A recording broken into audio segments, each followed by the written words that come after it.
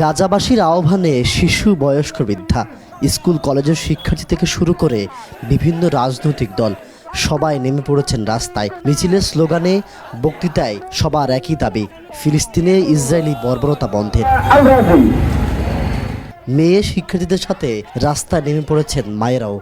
এমন চিত্র লক্ষ্মীপুর জেলা শহরের। টানা সপ্তমবারের মতো বেস্ট টিস্যু পেপার ব্র্যান্ড হিসেবে স্বীকৃতি পেয়েছে বসুন্ধরা টিস্যু। দিনভর কয়েক দফায় মিছিলে মিছিলে উত্তাল জেলা শহর। শহর জুড়ে ফিলিস্তিনি জনগণের সমর্থনে অর্ধলক্ষাধিক মানুষের মিছিল সমাবেশ হয়। এদিন লক্ষ্মীপুরে সড়ক অবরোধ, বিক্ষোভ মিছিল ও সমাবেশ অনুষ্ঠিত হয়েছে।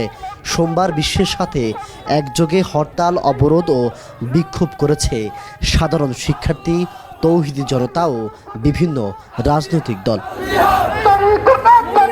বাদ জোহর জেলা শহরের চকবাজার জামে মসজিদ থেকে মিছিল বের করে লক্ষ্মীপুর জেলা জামায়াত ইসলামী। মিছিলে জেলার বিভিন্ন স্থান থেকে হাজারো নেতাকর্মী অংশ নেন।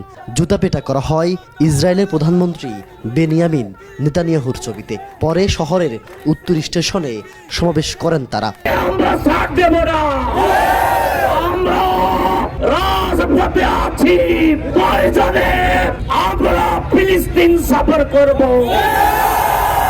হরতালের সমর্থনে সকাল 9টায় লক্ষ্মীপুর শহরের উত্তর স্টেশনে ঢাকা রায়পুর মহাসড়ক অবরোধ করলে যান চলাচল বন্ধ হয়ে যায়।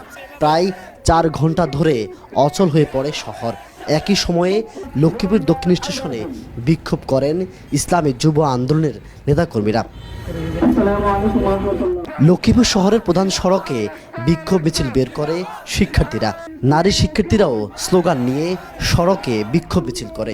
হাজার হাজার শিক্ষার্থীর স্লোগানে ইসরায়েলি বর্বরতার প্রতিবাদ করা হয়। এক পর্যায়ে গাজায় নির্যাতিত মুসলমানদের মুক্তি কামনায় দোয়া মোনাজাতের মাধ্যমে কর্মসূচি শেষ হয়। মুসলমানদেরকে তুমি সাহায্য করো। জুনাইদ আল হাবিব, কালের কণ্ঠ।